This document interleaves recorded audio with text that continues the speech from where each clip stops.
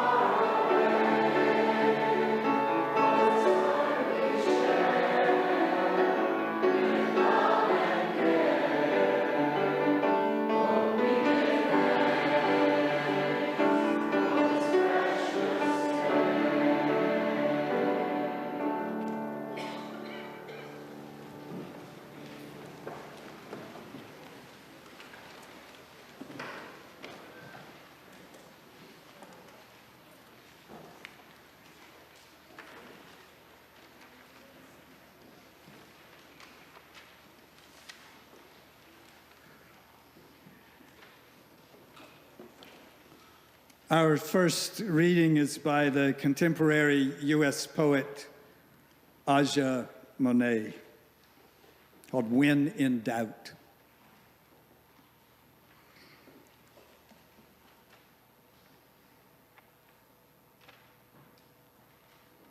A little girl on a corner by a building, in a house, on a rooftop or fire escape, a balcony of imagination, who sprouts into a woman like a tiger lily, defies the soil. Some days when I forget my own backbone, I can feel her flailing in me, barely being, a body smiling. What a marvelous view, arms of roads and rivers, a tender mouth of treasure, swoon wind, cuss a storm. If we ever lose sight, if we ever lose sight, may there be a lamppost, a moon, a star, a guiding lighthouse, some reservoir of echo and song within. Peel me into that little girl again, into a dreamer still developing her country, moving mountains, merging neighborhoods and cities of skin and bone, fascinated by the sensational happiness of low living lovers. Let there be a hand to hold and cheek to kiss, a moment to savor and reminisce. Here's to the deep moments of sadness that hurl us into natural cabarets of joy.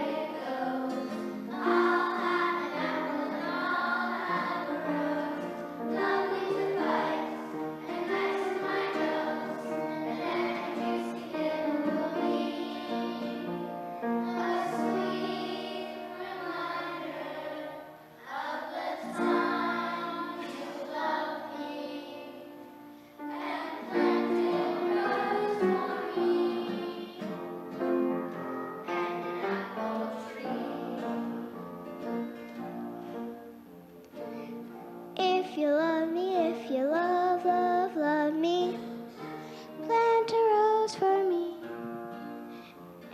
And if you think you'll love me for a long, long time, plant an apple tree. The sun will shine, the wind will blow, the rain will fall, you comes or whether you goes. I'll have an apple and I'll have a rose. Lovely to bite and nice to my nose. And every juicy nibble will be a sweet reminder of the time you loved me and planted a rose for me and an apple tree.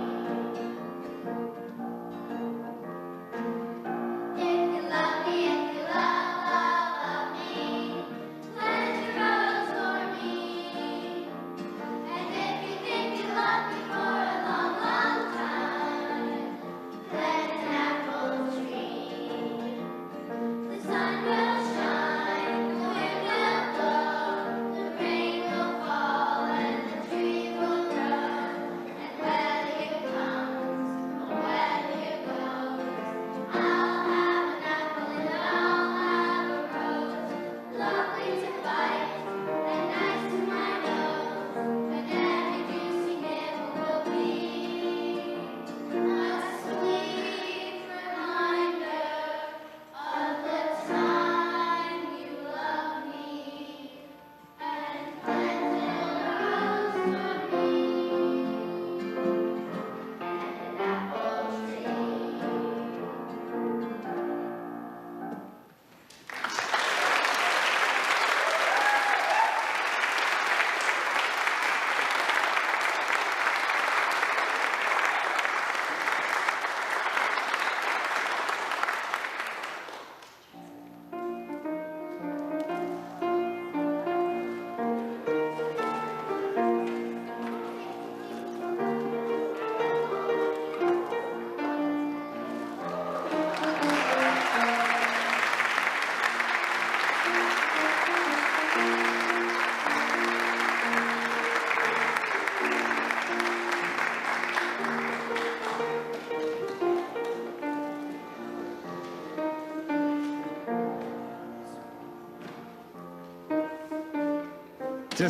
Just so you will know, they were here at 8:30 this morning rehearsing, and that's why they are leaving, and they freed up some seats.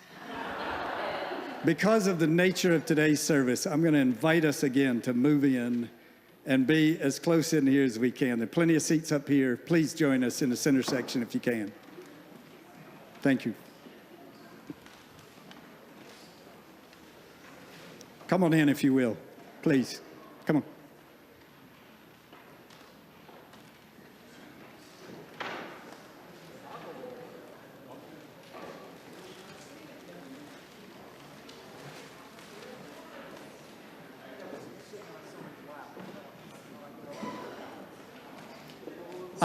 I am constitutionally unable to sit anywhere except on the end of a row.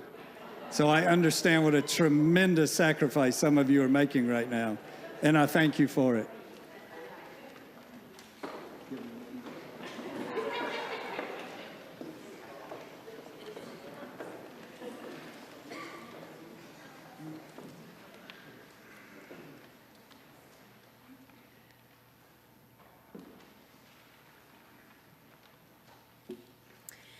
This reading comes from Gloria Steinem. Even if we are not mothers, the noun, we may be mothering, the verb. Indeed, unless mothering is a verb, it is a fact but not a truth, a state but not an action.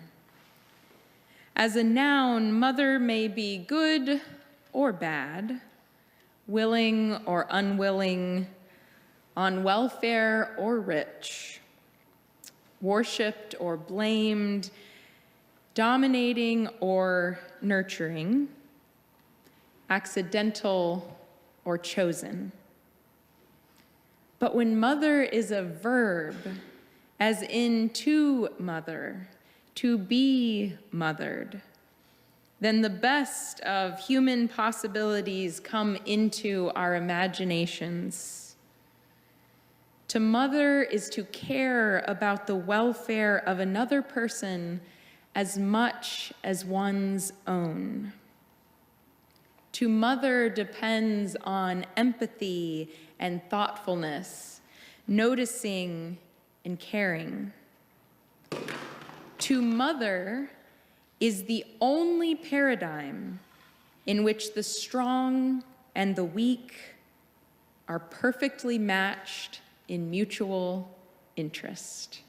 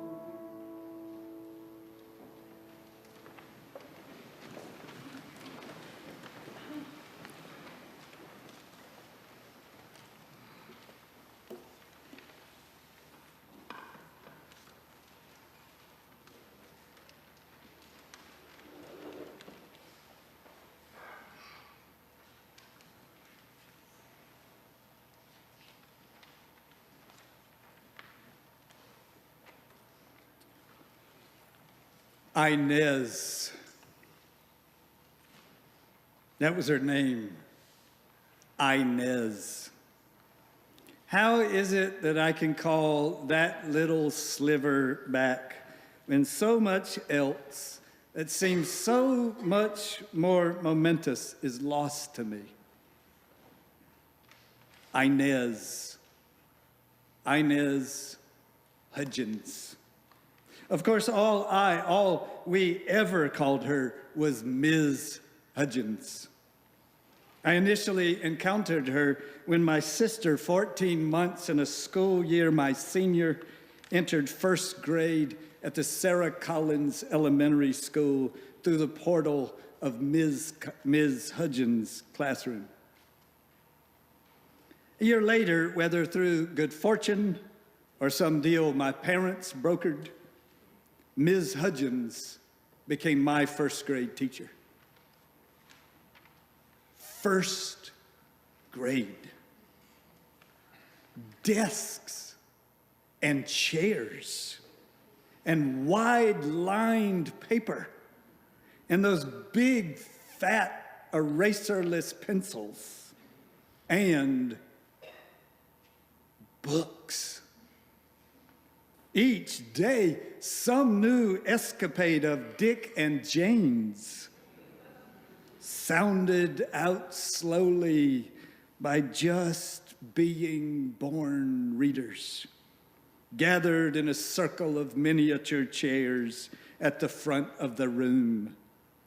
Dick said, "Look, look, look up, look up, up, up." Oh, and we did. First grade, and I had a teacher who made it all so vibrant and engaging, caring and challenging. In poet Aja Manet's way of it, I was that little boy, a dreamer, still developing his country, moving mountains, merging neighborhoods and cities of skin and bone, fascinated. If the verb means anything at all, then of course Ms. Hudgens mothered me. That is to say, she brought me alive, kindled my curiosity, stoked my love of learning, set my world ablaze with wonder. Ms. Hudgens mothered me, all of us, in that handsome classroom with a wide rug and a rolling coat closet with hooks for our yellow slickers. How deeply grateful I feel in the haze of warm, distant memory for her mothering. There would be others along the way. Dick Beelan, 7th grade social studies subversive, sent from Boston as an emissary from my future to trouble ingrained ideologies with his talk of socialism and the glories of the labor movement. He mothered me into a whole different view of the world with the grim plight of George and Lenny and those most equal of all oppressor pigs on a farm. Jane Wilson, high school Latin teacher, to whose classroom I returned year beyond required year because she made language come alive for me. She gently, insistently nurtured an awkward adolescent's love of learning of the mother tongue. She mothered me in a safe shelter of declensions and discipline. Doug McDonald, freshman philosophy teacher, who taught with a perennial fire in his belly that erupted often into fireworks of pedagogical extravagance. He mothered my mind until it vibrated with electrified energy. He nurtured, and yes, he nagged, called to the deepest parts of me, like a front porch parent sounding an elongated summons into the deepening dusk to come home. Home to a wondrous place I'd never been before, where heaping plates of Plato and Aristotle fed my hungry soul. He mothered me in that alma mater, in the most real sense of a beautiful, bountiful mother. Today, on the eve of a mass uprising of our state's teachers, at a time when the value of public education and of public education teachers is so maligned, I rise to offer my thanks and my praise to those who mothered me as teachers. They brought to life the most life-giving part of me. They nurtured and sustained, fed and corrected, all the while inspiring me to think and read and imagine and discern. I'm guessing everyone in this room today has their own stories. Tales of those who participated in birthing some essential part of who you now know yourself to be. I'm guessing you have your own warm memories of having been mothered, whether you thought of it, think of it as such or not. And maybe your own teachers in or out of some formal classroom setting, academics or music or art, or perhaps a coach, a scout leader, a neighbor, a significant figure in your spiritual community, some beloved family member. Call to mind now in silence those who have mothered you in the very best, richest, most robust sense of that verb.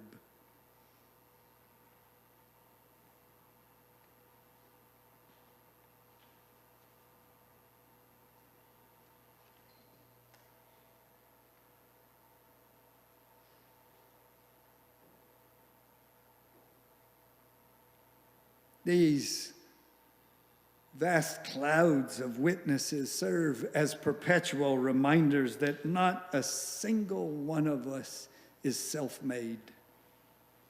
None of us is the product solely of our own efforts. We're not amoebas, self-contained reproducers. We don't ever birth ourselves. We're not insects, self-sufficient at birth, able to get on with it, get on with our lives upon arrival. It simply doesn't ever happen that way.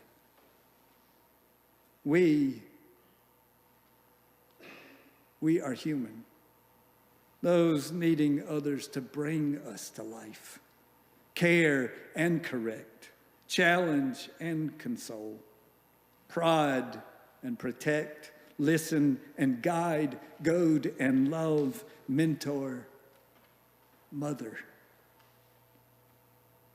Whatever recollections are yours on this Hallmarkian day, you must have memories aplenty of the ones who were for you involved in the work of mothering. When then have there been times when you have mothered? For some here, of course, this has been a role, a quite literal role that you have played. And of course we celebrate you, and not just on this assigned day. But the role of mothering, as Gloria Steinem reminds us, is not limited at all. Where mothering is concerned, the best of human possibilities come to our imaginations, she says. To mother is to care about the welfare of another person as much as one's own. To mother depends on empathy and thoughtfulness, noticing and caring. Isn't part of our purpose here always? No matter the audacity of our overarching vision, isn't part of our purpose always to call forth such ways of being? to invite the investments of our lives in the welfare of others, to call each of us to be empathic, to be thoughtful, to embody the best of human possibilities. I know so many of you, and I know you to be motherers, those who do care, who are caring, who help bring others more alive, who help sustain and support, nurture and inspire, who embody in admirable ways a depth of understanding of a role in that interdependent web of all life. I've seen your acts of concern, heard your words of support, known about your investments and your involvements, the myriad ways you mother. For example, just last Sunday evening, in such powerful ways, I heard our adolescents acclaiming their experience in this year's Coming of Age program. A program made possible by those of you who are mentors. That is, those mothering these youth into laying claim on their own personal ways of faith. Call to your mind in silence those who you have mothered in the very best, richest, most robust sense of that verb.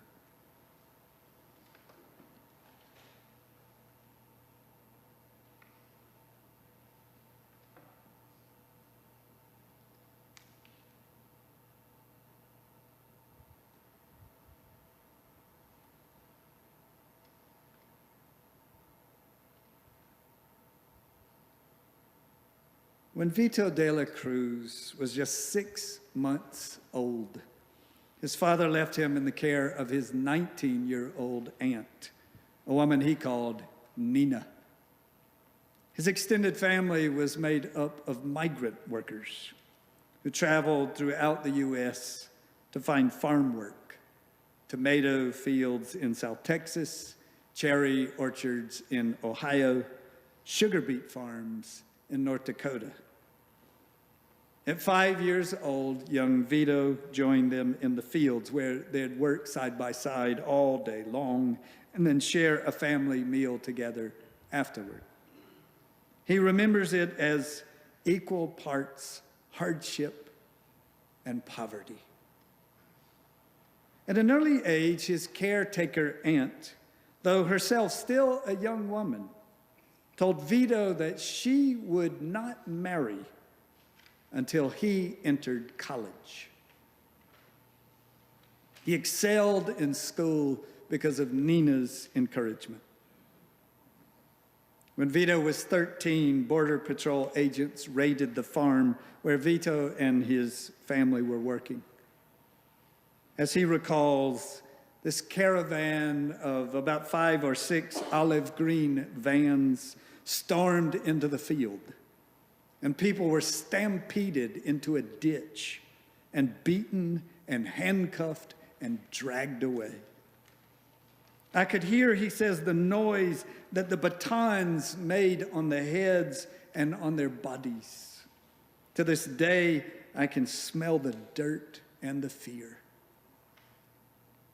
Vito eventually left the tomato fields in South Texas for Yale, and then for the law school at the University of California, Berkeley. Vito volunteered with the United Farm Workers Union. He began his legal career working on immigrant and farm worker rights. A couple of years ago, Vito de la Cruz spoke with his wife as a part of the national public radio series StoryCorps. He ended that conversation by attesting, "There is a dignity that sometimes gets forgotten. A human dignity that gets trampled on. And if we forget that, then we forget our own humanity. So if the things that I do while I live this life help improve somebody's life, then that for me, said Vito, that's enough. That, I think, is what Gloria Steinem had in mind in calling out empathy and thoughtfulness in caring for the welfare of another person. Not many of us have faced the hardships of Vito de la Cruz, nor have the desperate need for mothering that was met by his self-sacrificial Aunt Nina. Not many of us have embraced the life of mothering akin to Vito's legal advocacy on behalf of some of the most vulnerable people in our land. And yet, all of us have, in one way and another, been mothered many times over. All of us have benefited from those who birthed something in us, cared, encouraged, protected, disciplined, loved. Where might you pass that on?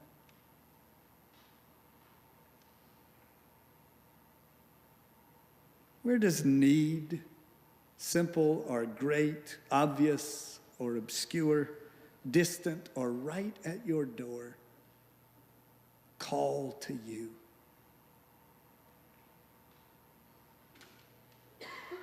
In places of need, for those who lose sight, praise poet Aja Monet, let there be a hand to hold.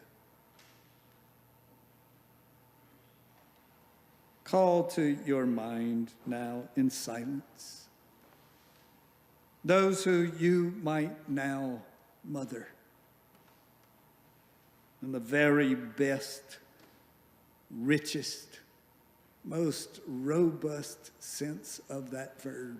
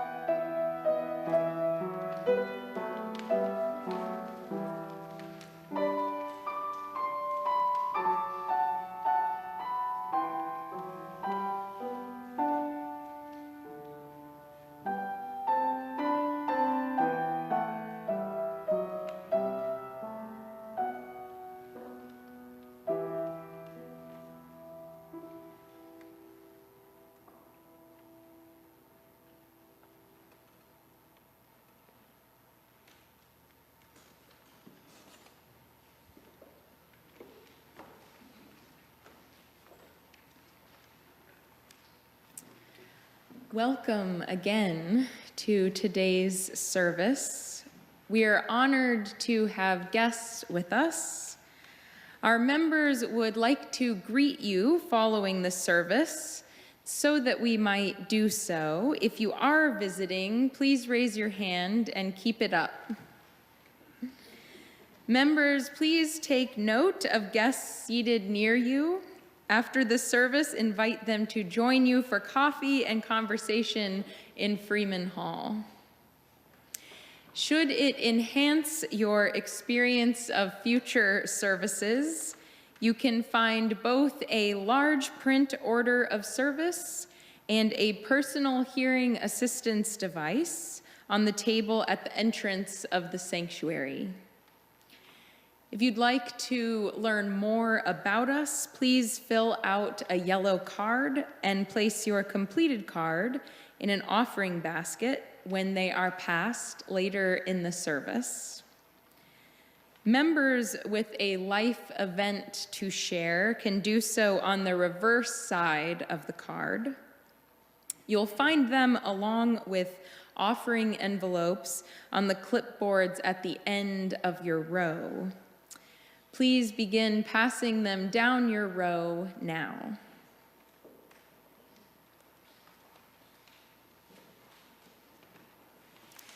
Some returning visitors may be interested in hearing about how to become a member. If so, talk with our membership coordinator, Kelly Green. Her contact information is on the back of your order. Again, to each of you, welcome. There are other ways to get involved and to get to know us better. A few are listed in your order of service, and you'll find more still listed on our website or in our electronic newsletter, Currents. Join us tomorrow evening at 7 p.m. for a screening of The Reluctant Radical as part of our May Environmental Justice film series. Then next Saturday, May 19th, is our annual congregational picnic. And even though I'm new, it feels annual to me because I went last year. And because we'll be meeting under a shelter, we'll be there rain or shine. And I'm looking forward to having more of a chance to talk with you and keep getting to know you, and also to introduce you to Steve and my 7-month-old Ethan.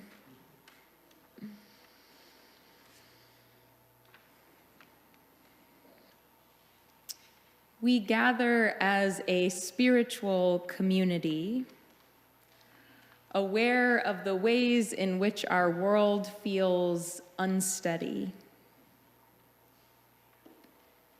The news of suffering and corruption is constant and begins to feel overwhelming. So we pause here in community to open our hearts again to the people across oceans and mere miles away, people who are lonely or hungry, sick or afraid.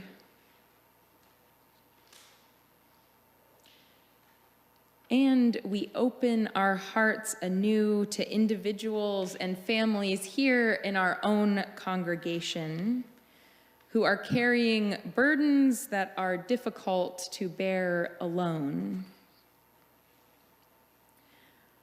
On this Mother's Day, we are sending love to Paul, Lisa Marie, and Jason Nisley as they mourn the death of Paul's mother. Whatever your struggle, wherever you are on the road to healing, may you feel held by this community. If today marks something particularly meaningful for you, a joy, a remembrance, a sorrow, or a special occasion, you are invited, member and visitor alike. Later, when the music is being played and the offering baskets are being passed, to light a candle and hold the silence of the room as you do so. Would you join us now in a time of meditation and aspiration?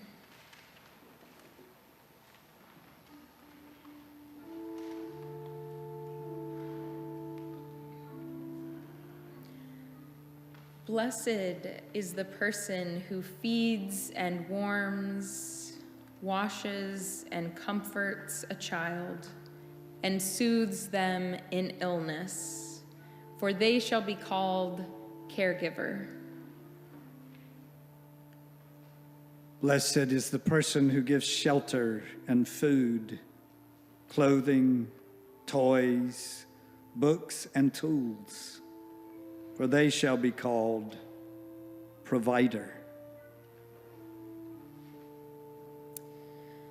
Blessed is the person who opens doors in the child's experience, who explains the puzzling and wonders at the mysterious, for they shall be called teacher. Blessed is the person who shields a child from that which will wither or warp, who protects a child from abuse and exploitation, who guards against bullying and scorn, for they shall be called defender. Blessed is the person who takes the time to listen, who is there for a child in the darkness, who is aware of the fears, who speaks the words of encouragement in moments of despair, for they shall be called sustainer. Blessed is the person who guides a child in the search for beauty, who encourages them at what is daunting, who steadies them as they explore new experiences, who fires their aspirations and their dreams, for they shall be called inspirer. Blessed are all these persons who help bring an infant along the many paths to maturity, for in them is the future well-being of humanity. Please join in singing.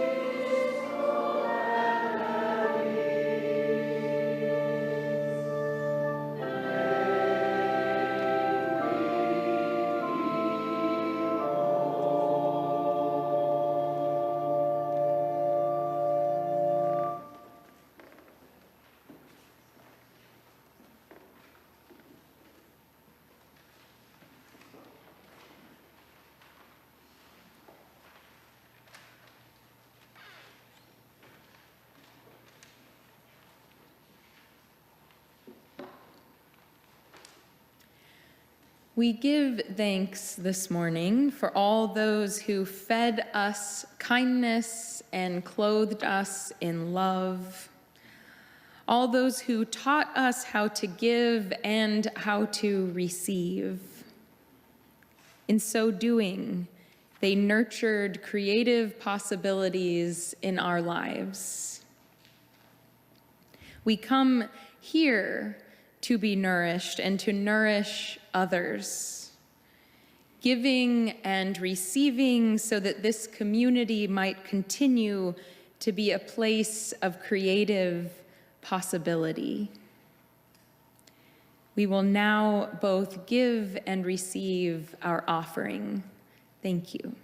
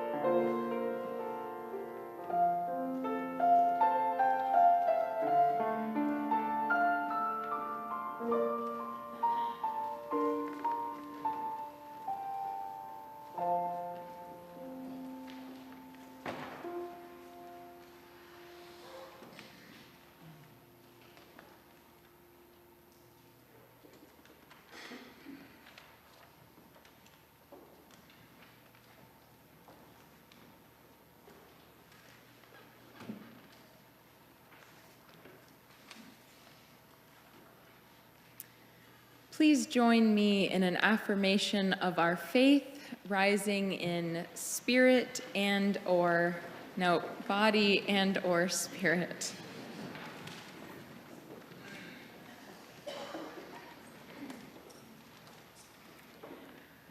Earth Mother, Star Mother, you who are called by 1,000 names, may all remember we are cells in your body and dance together. You are the grain and the loaf that sustains us each day. And as you are patient with our struggles to learn, so shall we be patient with ourselves and each other. We are radiant light and sacred dark, the balance. You are the embrace that hardens and the freedom beyond fear. Within you we are born, we grow, live, and die. You bring us around the circle to rebirth. Within us you dance forever.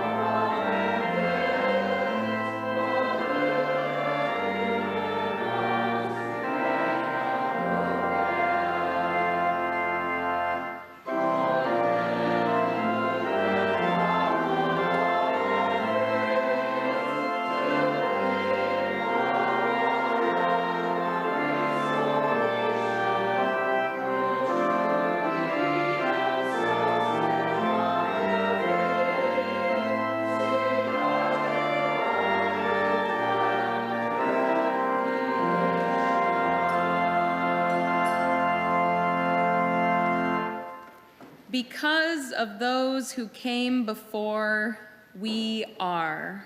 In spite of their failings, we believe. Because of and in spite of the horizons of their vision, we too dream.